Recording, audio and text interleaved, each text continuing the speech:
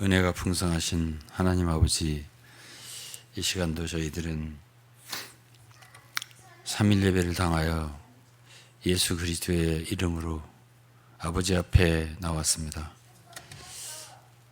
하나님의 크신 은혜, 또 생명의 축복 바라고 나왔습니다. 원하는 모든 자에게 아끼지 않고 모든 좋은 것을 주신다고 약속하신 아버지께서 오늘 이 저녁에도 당신을 사랑하여 나온 자녀들인 저희들 모두에게, 또는 이 자리만이 아니라 각 가정에서 예배하는 사랑하는 당신의 자녀들에게 모든 좋은 것을 베풀어 주시고 은혜를 주시옵소서.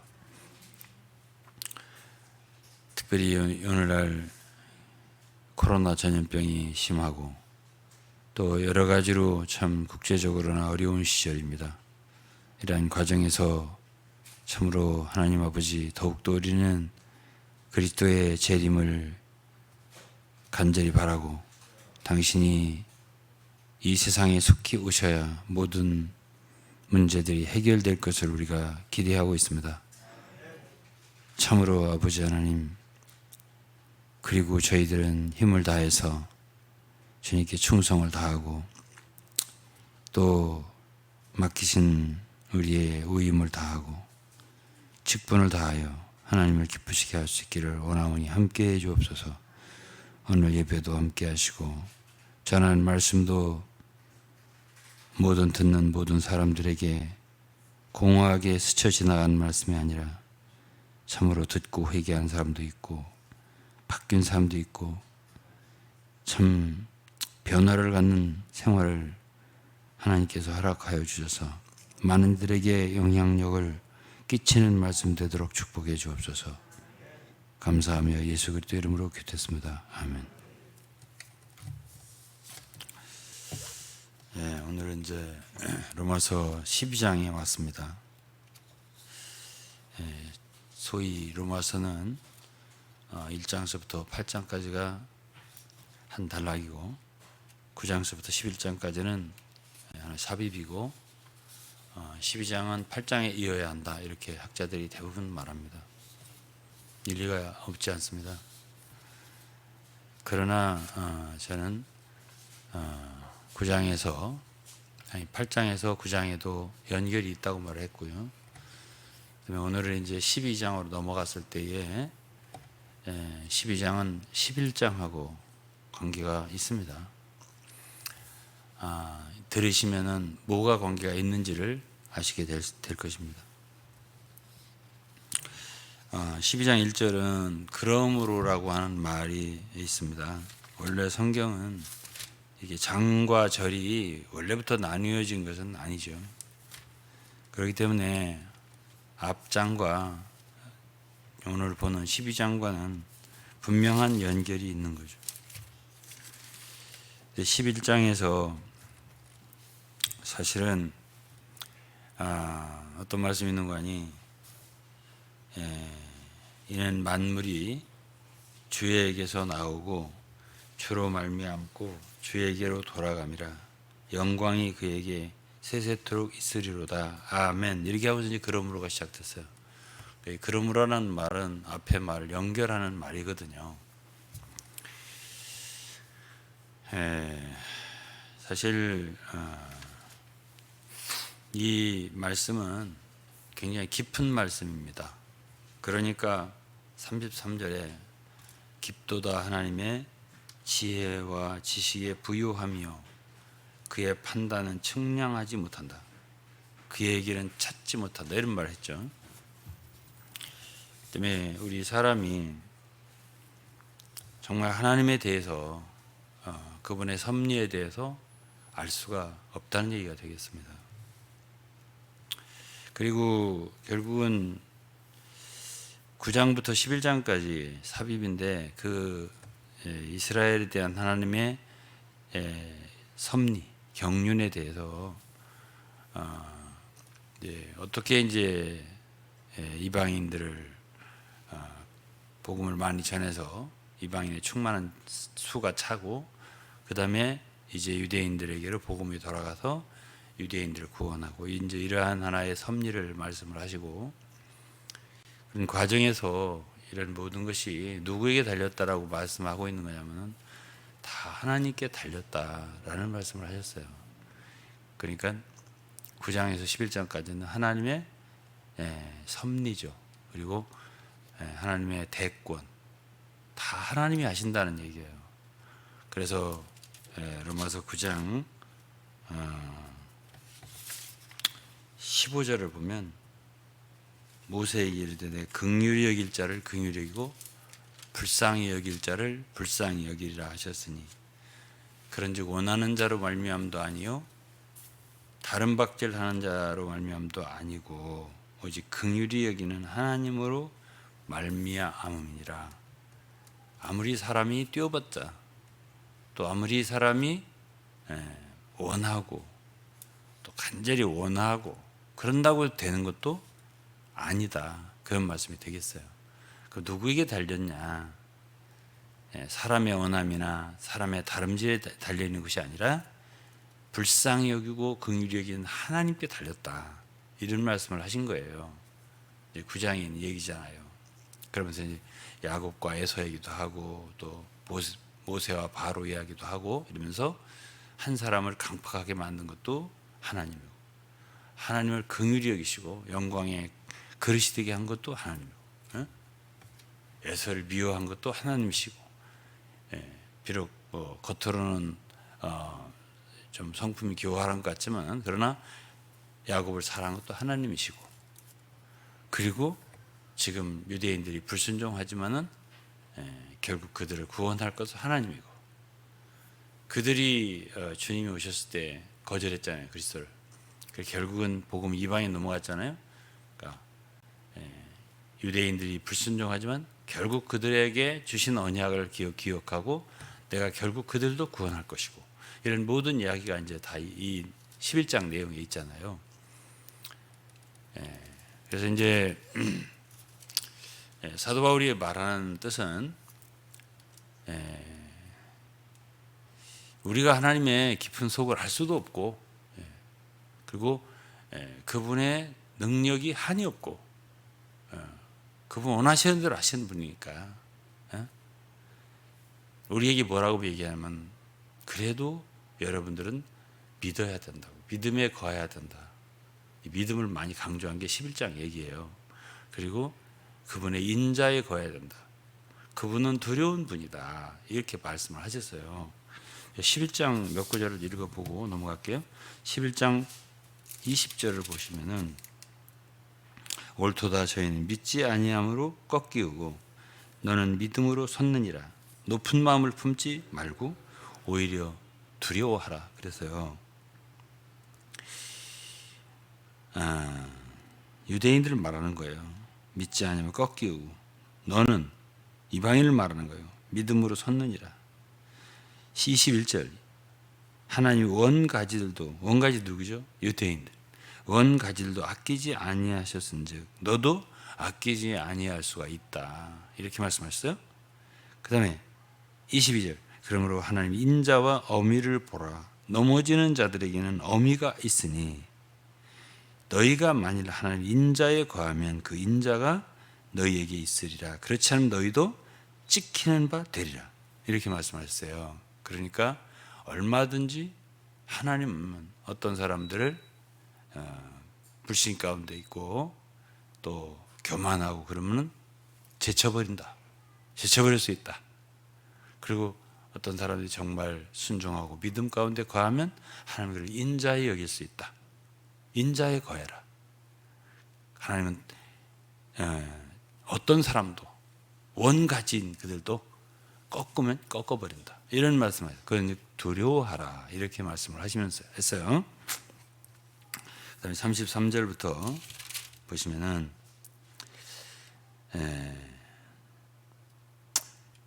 깊도다 하나님이 지혜와 지식에 부요하며 그의 판단 측량치 못할 것이며 그의 길은 찾지 못할 것이로다. 누가 주의 마음을 알았느냐, 누가 그의 모사가 되었느냐. 그랬어요. 35절에 누가 주께 먼저 드려서 갚으심을 받겠느냐.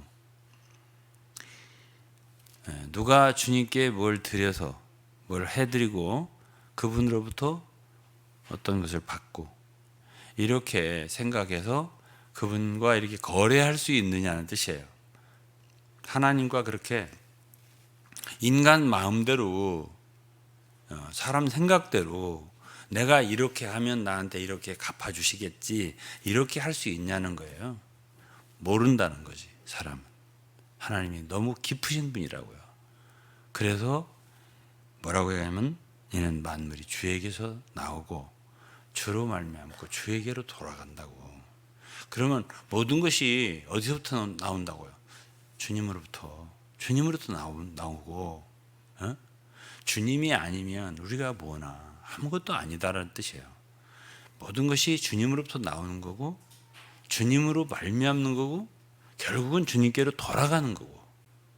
우리의 인간이라고 하는 것은 정말 미약하고 부족하고 무능하고 아무것도 사실은 우리가 해서 우리가 주님을 이렇게 하면 주님이 우리를 갚아주시겠지 그렇게조차 할 수 없는 우리는 주님의 모사가 될 수가 없다.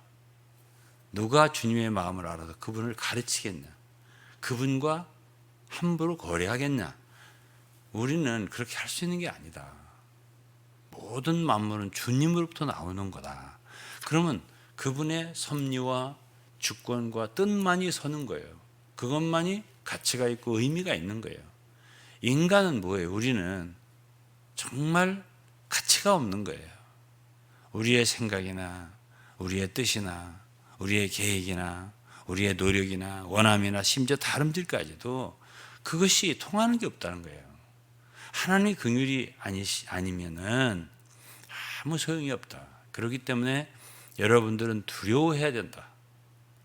그분의 인자하심을 긍휼하심을 얻도록 하려면은 정말 두려워하고 겸손한 마음으로 그분에게 순종해야 된다라는 것을 얘기하고 있는 것이 9장부터 11장의 이야기예요. 그래야 우리가 그분의 긍휼을 얻을 수가 있다. 이렇게 하면서 그러므로 하고 12장으로 넘어가는 것이에요. 그러니까 9장부터 11장까지는 삽입이다. 그래서 뚝 띄워놓고 12장은 8장과 연결된다. 이렇게만 말하면은 이 성경 갖다가 온전하게 이해하기가 어려워요. 그래서 이 성경을 참 잘 이렇게 이해를 해 나가려면 앞장에서 무엇을 말했고 그래서 지금 무엇을 말하려고 하는지 이것들을 자세히 생각하면서 읽어야 그 말씀이 내게 들어올 수가 있어요. 그런데 12장 1절에 그러므로 형제들아 내가 하나님의 모든 자비하심으로 너희를 권하노니 했어요.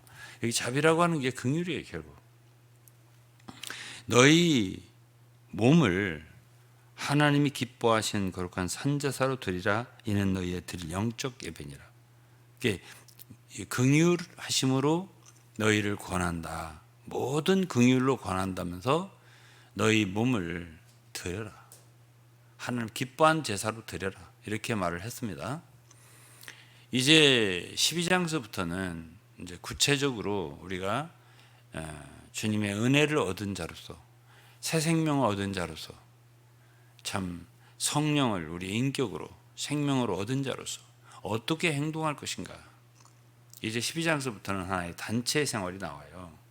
교회 생활이죠. 말하자면 왜 그러냐면은 우리 성도들은 개인적인 개인이 아니에요. 독생자는 오직 독자 예수 그리스도 한 분뿐이고 우리는 말하자면 큰 하나님의 권속 가족의 다 큰 하나님의 대가족의 교회라고 하잖아요. 일원이에요. 그걸 몸이라고 그래요. 몸으로 말한다면 우리는 개별적인 존재가 아니라 몸의 지체로 이렇게 이제 뒤에 나오지만은 그렇게 그렇게 부르심을 받았기 때문에 우리는 이제 우리의 생활을 어떻게 새 생명을 얻은 자로서 할 수 있냐 할 때 첫 번째 얘기가 우리 몸을 드리라는 거예요. 이건 마음을 드리는 것하고 달라요. 마음은 마음은 뭐 어떻게 하고 싶은 게 아니라 몸이라고 하는 것은 내 구체적인 시간과 에너지와 참 힘과 말씀에 그랬잖아요. 주님의 첫째 가는 계명이 뭐죠? 내 마음을 다하고 뜻을 다하고 힘을 다하고 목숨을 다하여 주 너의 하나님 사랑하라. 이거 첫째 되는 거라고 했잖아요.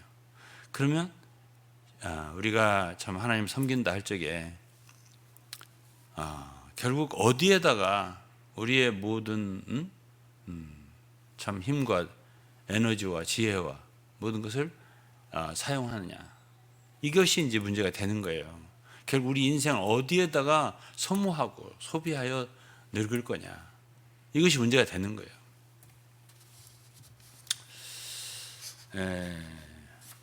결국은 이제 다 같이 늙기는 늙는 건데, 세월이 가면 그러면 또 쇠약해지는 건 쇠약해지는 건데, 뭐를 해서 참 늙을 거냐, 어디다가 힘을 써서 늙을 거냐, 힘이 빠질 거냐, 그리고 죽을 거냐, 이 우리의 몸이잖아요. 그것이 이거 아주 굉장히 실질적인 얘기인 거예요. 이것이 그 어디에다 드릴 건데, 몸은 드리지 아니하고 산 제물이라면, 산 제사라면 산 제물이니까 이건 몽땅 다 제단에 올리는 거예요. 그러니까 아까 누가 주님께 드려서 갚으심을 받겠냐는 얘기는, 그건 드리는 것이 아니라 계산하는 거예요. 주님과 거래하는 거란 말이에요. 그 거래하는 상업적인 개념, 그런 걸 가지고 신앙생활을 하면 안 돼요. 주님은 그런 거래하시는 분이 아니에요. 주님은 우리 전체를 그분의 피로 사신 분이기 때문에 우리의 몸은 우리 것이 아니에요. 그분 것이란 말이에요. 그렇기 때문에 우리 전체를 드리는 것이, 이 보면은 무슨 예배라고 했냐면은 너희들이 영적 예배니라. 이게 영어로는 reasonable service, 그러니까 합리적인 거라 뜻이에요. 합리적인 예배니라, 봉산이라 그런 뜻이거든. 그러니까 그렇게 우리 자신을 그렇게 온전하게 산 제물로 드리는 것이 합리적인 것이다. 아무리 생각해봐도 그게 맞은 거예요. 그게 합당한 거예요. 그게 왜? 우리 것이 아니니까. 주님의 피로 우리를 샀으니까. 이제는 주인이 그분이니까 우리의 몸을 드리는 것이 맞고, 그것이 바로 하나님이 기뻐하시는 산 제사다, 이렇게 바울이 말하고, 그렇게 할 수 있는 게 긍휼이라는 거예요. 그렇게 우리 자신을 드릴 수 있는 것이. 우리는 이제 이런 생각을 해봐야 됩니다. 우리는 우리 자신을 대단하게 여기면 안 돼요. 그게 바로 교만이라는 것인데, 11장에서 교만을 많이 얘기했잖아요. 교만 얘기했잖아요. 교만하지 말라고. 하나님이 원가지도 꺾어버릴 수도 있다고 그랬잖아요. 그렇기 때문에 너희도 조심하지 않으면 꺾일 수 있다고 이렇게 말씀하셨습니다. 마태복음 3장 8절과 9절에 보면요, 무슨 말씀이 있는 거 아니? 세례요한이 한 말이죠. 그러면 회개에 합당한 열매를 맺고 속으로 아브라함이 우리 조상이라고 말하지 말라. 내가 너희에게 이르노니 하나님이 능히 이 돌들로도 아브라함의 자손이 되게 하시리라. 이 돌들로도 아브라함의 자손이 되게 하시리라. 그러니까 이들은 자기들이 아브라함의 자손이고 대단하다고 여긴 거예요. 자기들을, 유대인들이. 우리 말고 누가 있느냐라고 이제 생각을 하고 있는 거예요. 그런데 이제 로마서 9장서부터 11장까지 이렇게 보면 그렇게 생각하지 말라는 거예요. 모든 것은 하나님의 긍휼에 달려 있다는 거예요. 두렵지 않냐, 하나님의 어미하심이 있지 않느냐, 이렇게 표현하면서 우리가 우리의 전체를 산제물로 드릴 수 있다면 사실은 그것은 긍휼이라는 얘기예요. 긍휼이 여김을 받는 거예요. 왜? 아니, 꼭 내가 쓰임 받아야만이 하나님께 영광이 돌려진다, 이건 아니에요. 그 얘기를 하는 게 아니에요. 지금 하나님은 어떤 사람도 쓸 수 있다. 나 말고, 나 제쳐놓고 딴 사람을 사용할 수도 있다, 이런 얘기를 계속 한 거예요. 지금 만물은 주님으로부터 나오는 거다, 나로부터가 아니야. 내가 그렇게 유용하기 때문에 하나님은 나를 제치지 못할걸? 그런 생각하지 마라 이거예요. 만유는 주님으로부터 나오고요. 주님으로 말미암고요. 주님에게 결국 돌아간다. 그러면 그 주님의 손에 맞아는 쓰임 받을 수 있고 참 그분께 진짜 우리가 드려질 수 있는 거라면 그보다 좋은 것이 어디 있고 그보다 큰 긍휼이 어디 있냐라고 말하는 것이 1절이에요. 이것이 1절이에요. 어떻게 하든지 사람은 제가 이 얘기 자꾸 합니다만은 늙습니다. 그리고 힘이 빠지고요. 병들고 죽습니다. 누구나 다 그렇게 됩니다. 그런데 뭘 하다 그렇게 됐냐 이거죠. 뭘 하다가. 고린도서 4장을 보면요.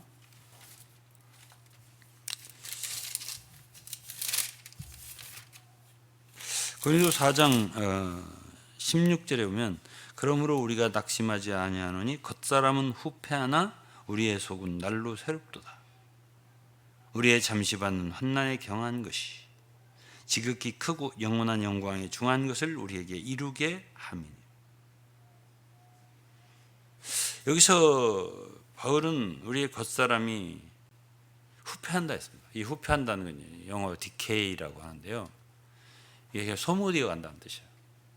우리의 몸은 점점 소모되어 가는 거예요. 그런데 이제 바울 사도는 그의 몸이 소모되어 가는 것이 그의 정말 주님을 위한 복음을 위한 교회를 위한 수고 속에서 그런 고난 속에서 힘을 다하여 수고하면서 이 후패된 거예요. 그러므로 그 속은 또한 날로 새로워진다고 했습니다. 그래서 지금 잠시 받는 환난에 경한 것이라고 하고 이것은 결국 영원한 영광에 중한 것을 얻게 되는 거라고. 현재의 고난과 장래 영광 관계가 있다고 했잖아요. 로마 8장에 그러한 주를 위한 수고, 주님을 위해 자신의 몸을 드린 거 아니에요. 바울 사도는. 그렇게 해서 후패되어가는 이 몸이 소모되어가는 과정을 그리고 있어요. 바울 사도는. 그러면 이렇게 되는 것이 뭐라고요? 그게 하나의 긍휼이라고요. 다시 말하겠습니다. 어떻게 하든지 인간은 늙습니다. 기운 빠지게 됐습니다. 세월이 가면서 어쨌든 세월은 가고요. 우리 인생 끝나게 되어 있습니다. 그런데 어디에다가 무엇을 해서 드리느냐는 거지. 무엇을 해서. 그 어떻게 하면 하나님 기쁘시게 할 수 있냐는 것이. 너희 몸을 산제물로 드리라. 이게 첫 번째 얘기예요. 너희 몸을 산제물로 드리라. 전체를 드리는 걸 요구하는 거예요. 하나님. 우리 전체를. 결국 우리의 기력을, 에너지를, 지혜를, 모든 지혜를 다 어디에다 쓸 거냐. 무엇을 위해 쓸 거냐 이거죠. 오늘 많은 사람들은 그저 먹고 사는데 그거를 위해서 다 에너지를 소모하죠. 또 또는 거기다 좀 더 해서 자아 실현을 위해서, 명예를 위해서, 혹은 권력을 위해서, 부귀를 위해서 그렇게 쓰죠. 에너지를 거기다 다 써요. 지혜로운 거냐? 하나도 지혜로운 게 아니죠. 그것은 누구나 다 그렇게 살다 죽었어요. 지금까지 수천 년인간 인류 역사 속에서. 그러나 여기에 주인이 있습니다.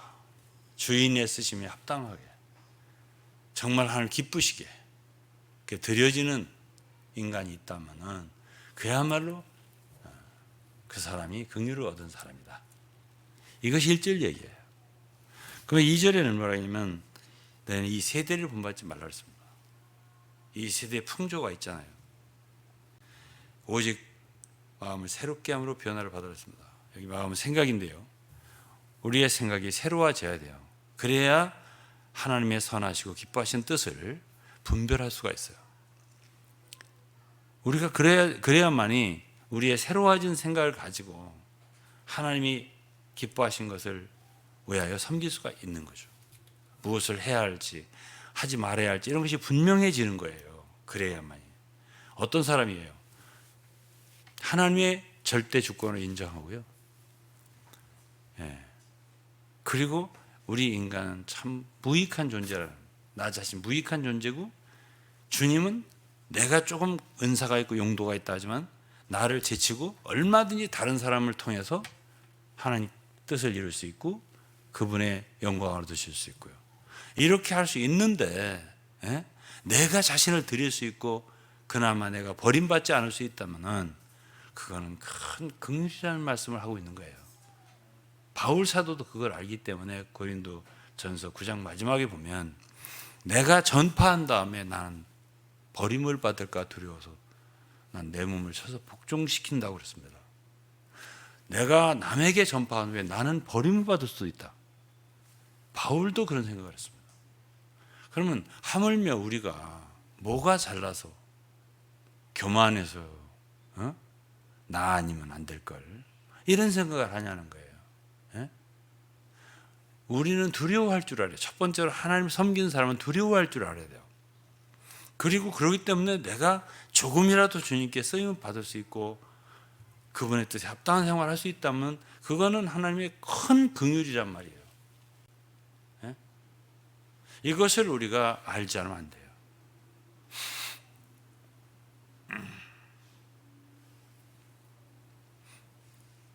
그 이제 3절에 보면 너무 높은 생각하지 마라. 마땅히 생각을 그 이상의 생각을 품지 말라. 이게 사람이 생각이 새로워져야 돼요. 그럴 때에 우리 마음은 겸손해질 수 있고요. 하나님의 뜻을 제대로 볼 수가 있어요. 그렇지 않으면 어떻게 생각이 되죠? 나를 대단히 높여서 생각하게 되는 거예요. 나 자신을. 그러니까 바울 사도는 그걸 경계시키는 거예요. 3절에서. 너는 마땅히 생각할 그 이상의 생각을 품을 것 없다. 이렇게 말씀을 하고 있습니다. 그래서 하나님께서 각 사람에게 나눠주신 믿음의 분량대로 하나님께서 나눠주신 믿음의 분량이 다 각각 다르게 있다는 뜻이거든요. 지혜롭게 생각하라. 그래서 우리가 정말 하나님 경외하는 마음을 갖고 순종하는 마음을 갖고 겸손하게 주를 바라본다면 우리 자신을 주님께 온전히 드릴 마음을 갖고 있다면 우리는 지혜를 가질 수 있어요. 그리고 교만한 마음 갖지 않을 수 있어요. 나를 이렇게 높여서 생각하지 않을 수 있어요.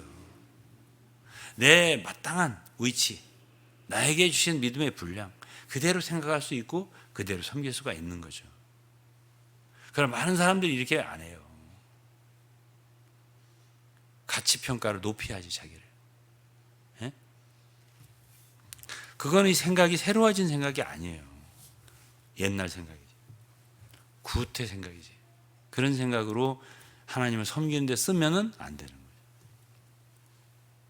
그러면 4절에 우리가 한 몸에 많은 지체를 가졌으나 모든 체 같은 직분을 가진 것이 아니니 이와 같이 우리 많은 사람이 그리스도 안에서 한 몸이 되어 서로 지체가 되었느니라. 이제 여기서 이제 몸의 얘기가 나오고요. 지체 이야기가 나오는 거예요. 제가 얘기했지만은 우리 그리스도인요. 개별적으로 각계 플레이를 하도록 그렇게 하도록 부르심 받은 게 아니에요. 우리는 부르심 받을 때 한 몸으로 그런데 우리 각각은 다 각각 다른 지체들로 이렇게 부르심 받았기 때문에 나 혼자로서는 아무것도 할 수 있는 것이 없어요.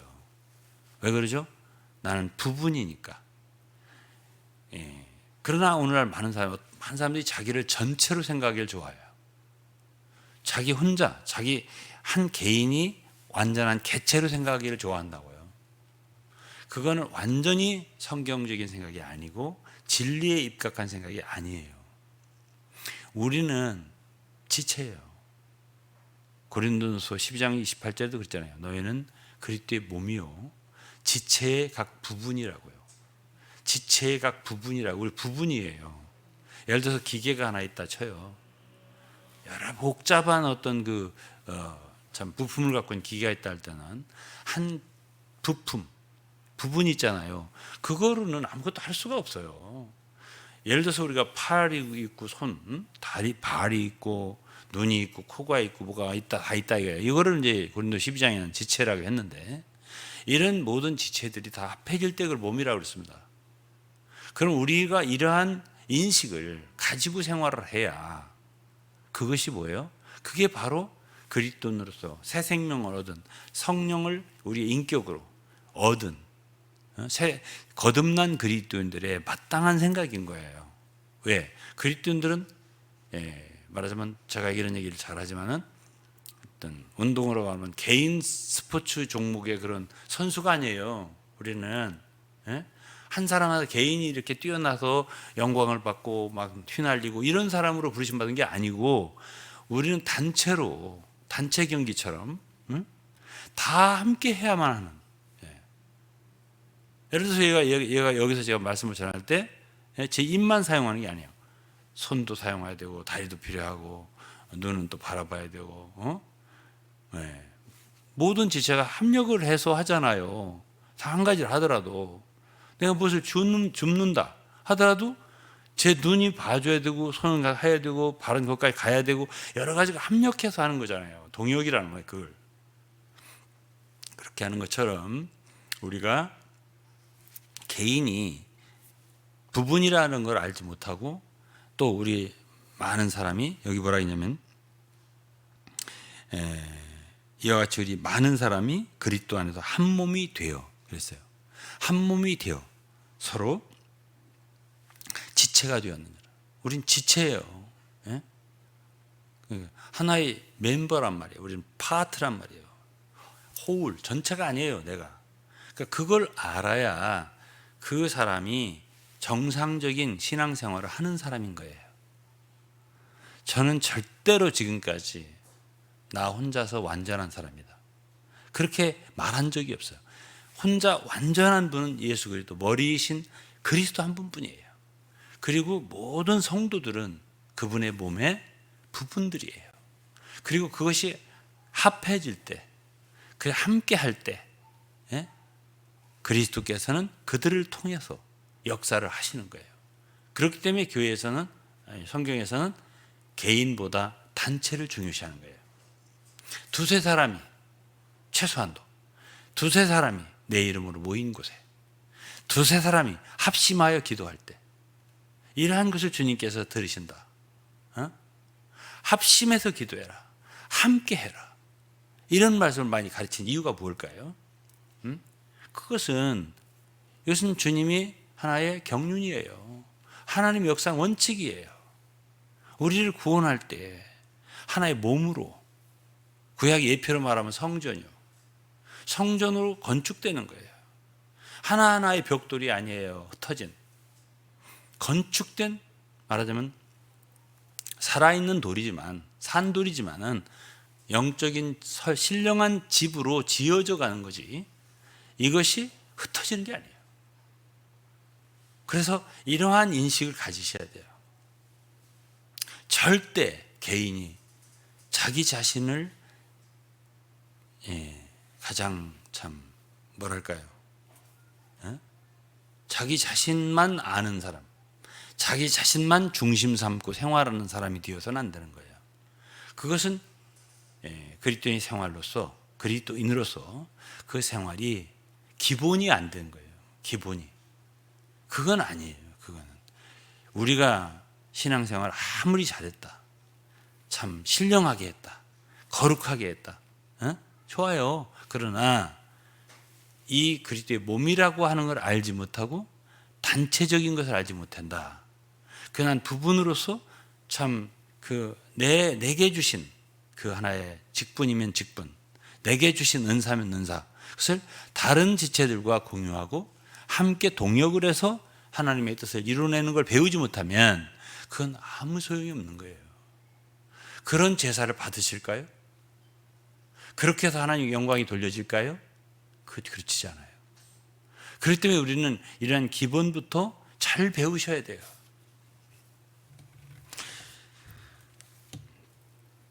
그 다음에 이제 6절부터 보면은 우리에게 주신 은혜대로 받은 은사가 각각 다르니 혹 예언이면 믿음의 분수대로 섬기는 입에 섬기는 일로 가르치는 자는 가르치는 일로 권위하는 자는 권위하는 일로 구제하는 자는 성실함으로 다스리는 자는 부지런함 이렇게 여러 가지 다양한 은사를 지금 열거하고 있습니다.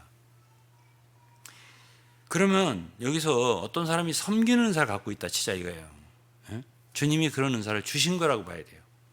고린도 12장에 보면 하나님께서 모든 지체를 각각 원하시는 대로 몸에 두셨다 이렇게 표현했어요.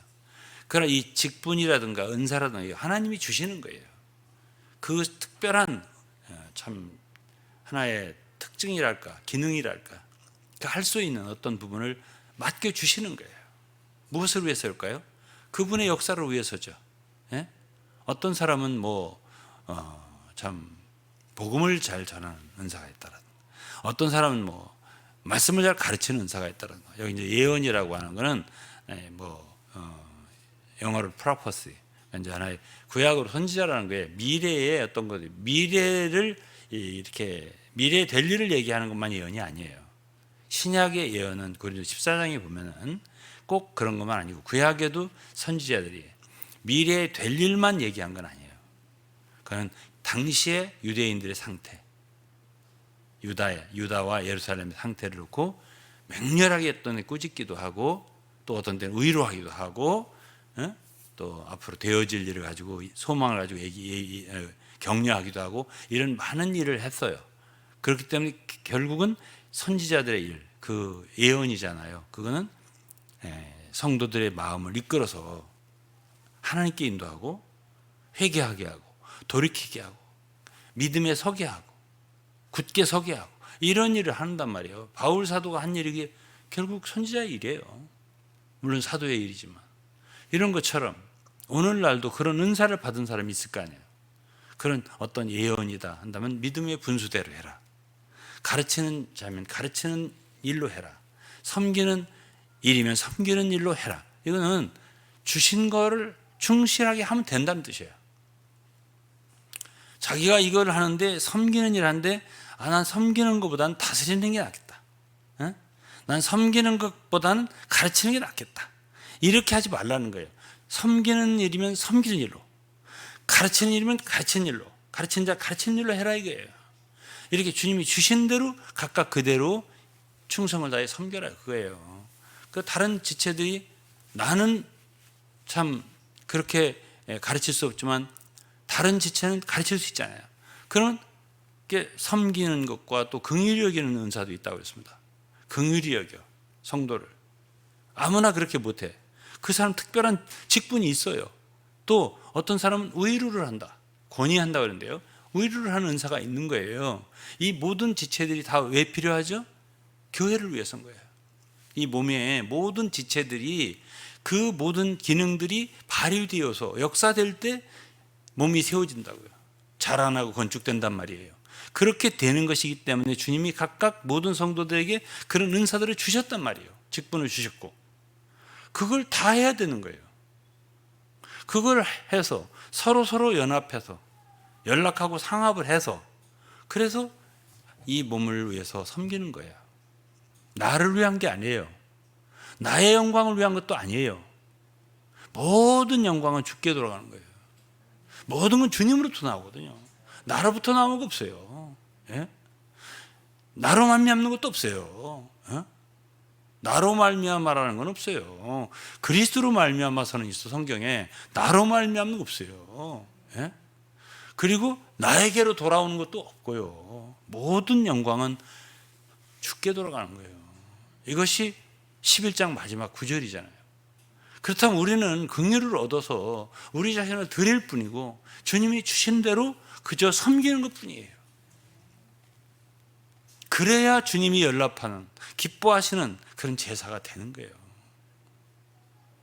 그렇기 때문에 주님을 섬기는 이 길에 있어서 우리가 우리의 인생을 낭비하지 않으려면은 진리를 알아야죠.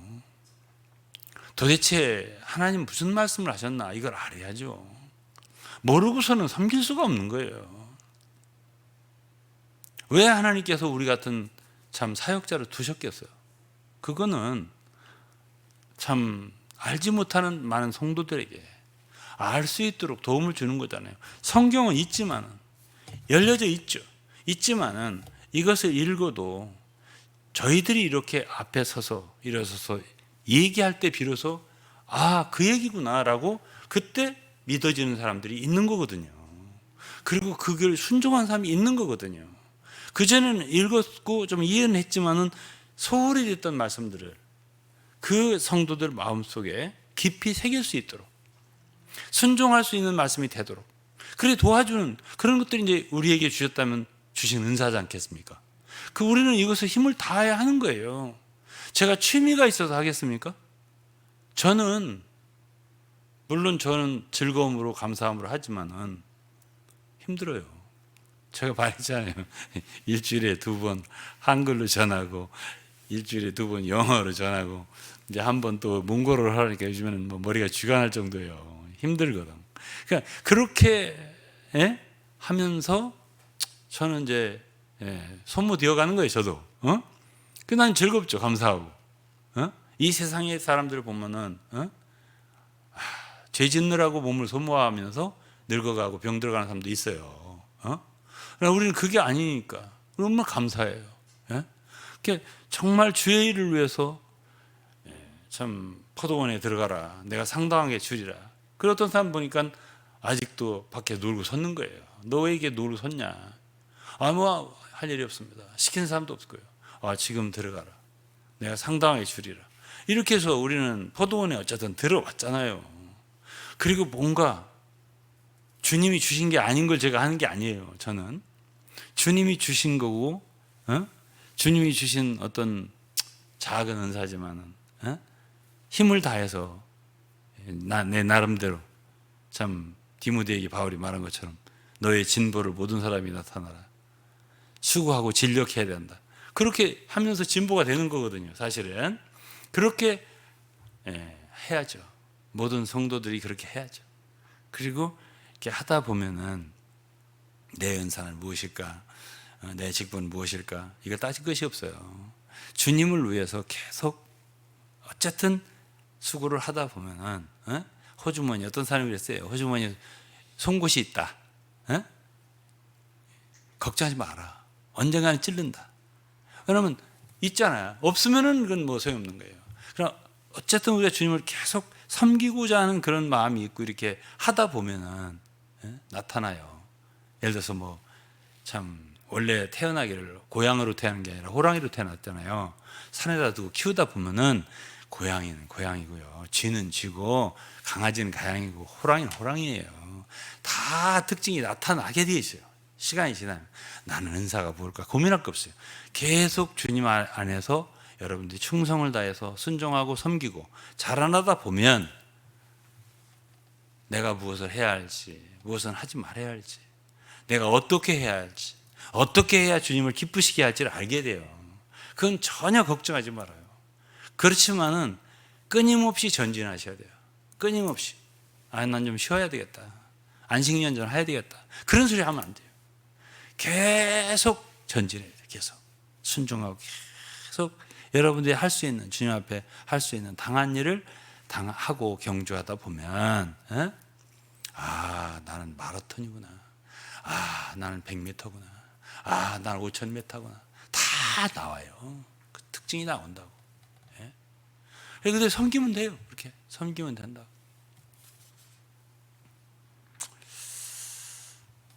다 했네요. 그래서 어쨌든 중요한 거는 이제 뭐 12장을 전체문을 다 할 수는 없어요. 중요한 거는 절대로 자신을 중심으로 하지 마라.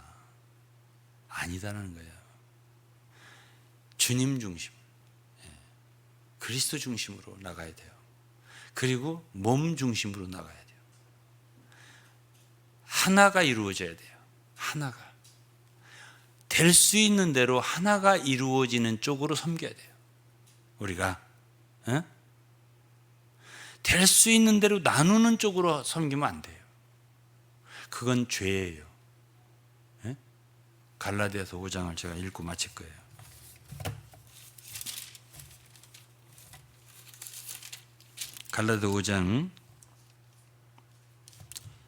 갈라디아서 5장 19절이에요. 육체의 일은 현저하니 곧 음행과 더러운 것과 호색과 우상숭배와 술수와 온수를 맺는 것과 분쟁과 시기와 분냄과 당짓는 것과 불리함과 이단과 이런데요.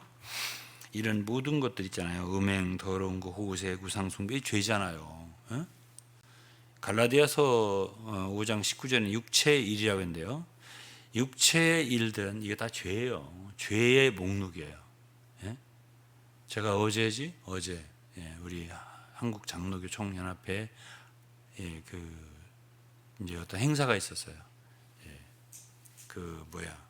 이제 줌으로 우리 한국 기독교 100주년 기념관에서 이제 하고, 저는 이제 거기서 마지막으로 기도를 하는 순서를 맡았던 사람이에요. 여기서 이제 총신대 교수 하나가 처음 그 발제자로서 강의를 하는데 참 강의를 잘하더라고요. 제가 진짜 감동했어요, 어제 그분한테. 끝나고 나하고 이제 얘기를 좀 하고 그랬었는데,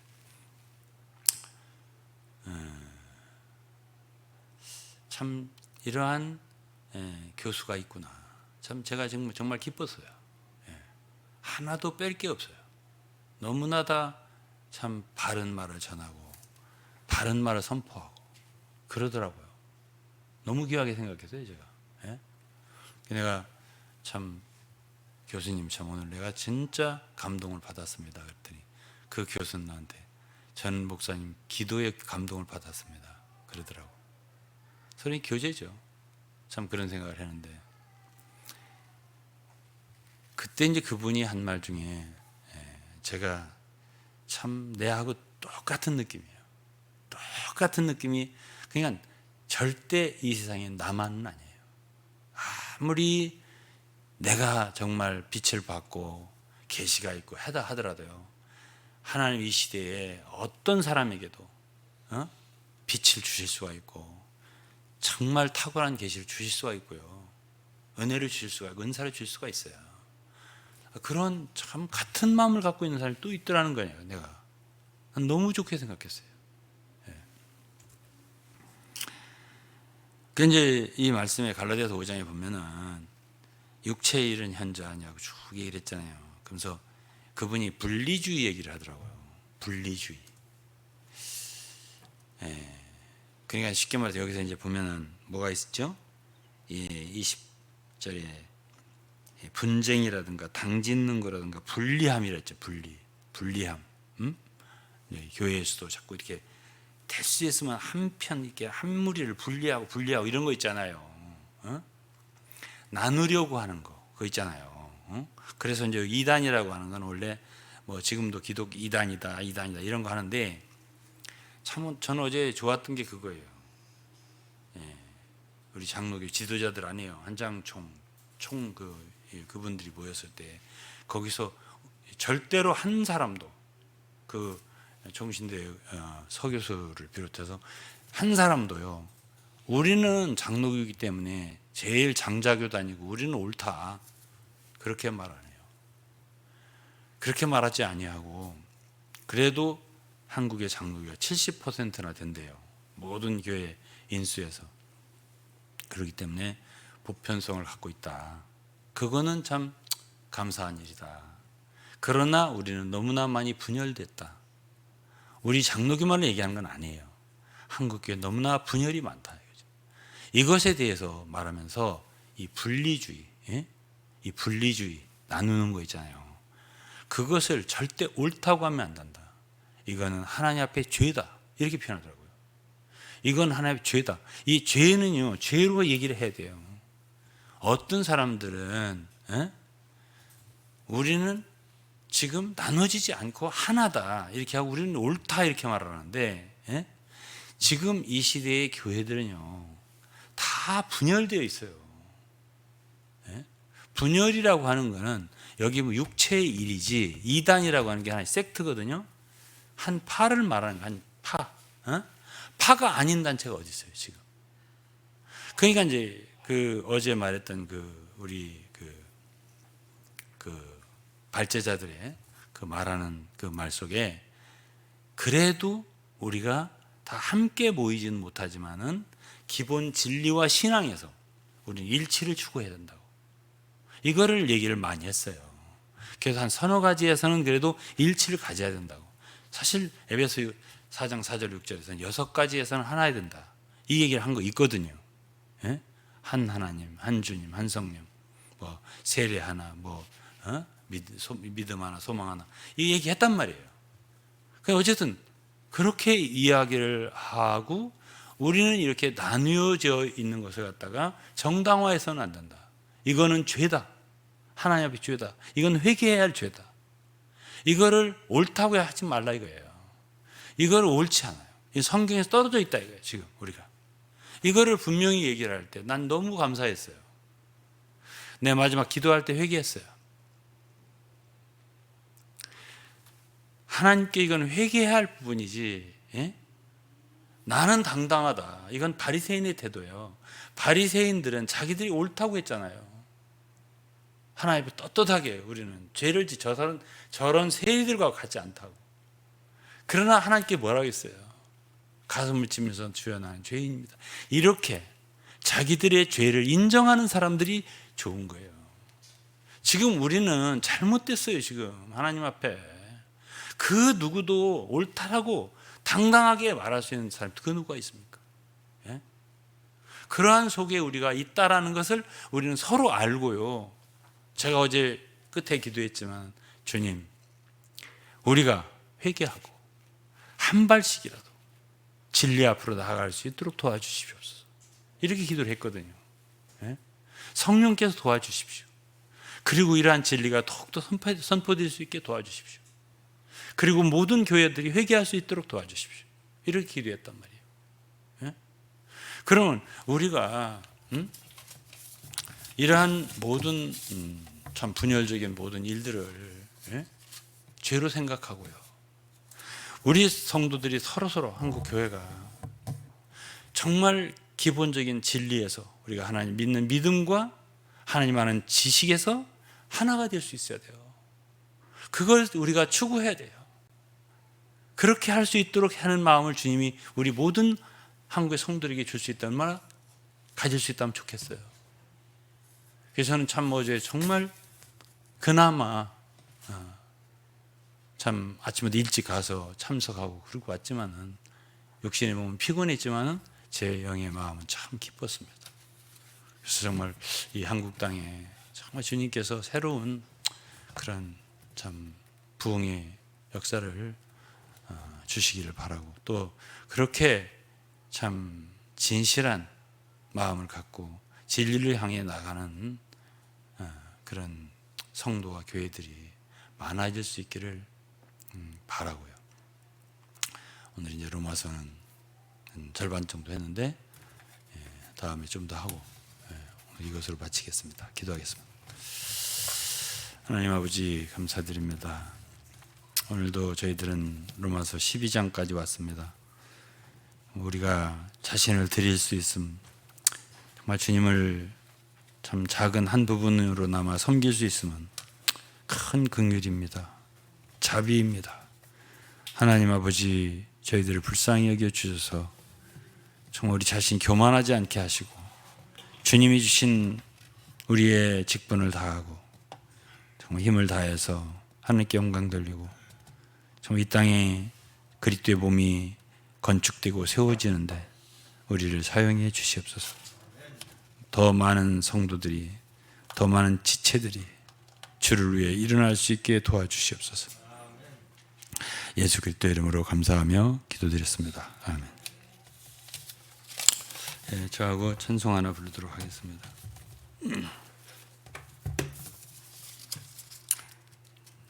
복음성가 263장입니다.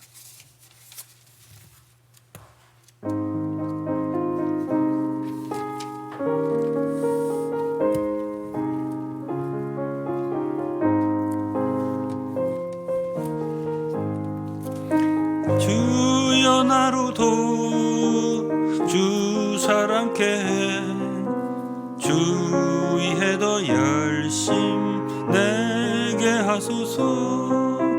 주 말씀 더 믿고 주 뜻 사모해 더 완전히 순종하게 하소서. 매일 날 부축하사 내게 힘을 주소서. 나의 일생 주 위에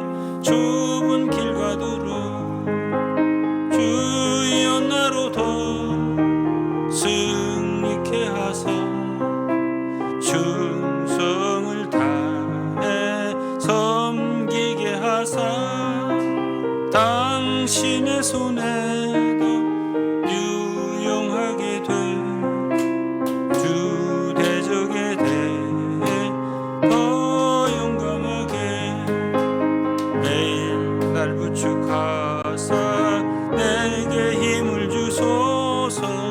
나의 일생 주위에 좁은 길 가도록 주여 나로 더 주 친근케 해. 고통당할 때에 인내케 하고 범죄할 때에도 애통케 하며 기쁨으로 항상 수고하도록 매일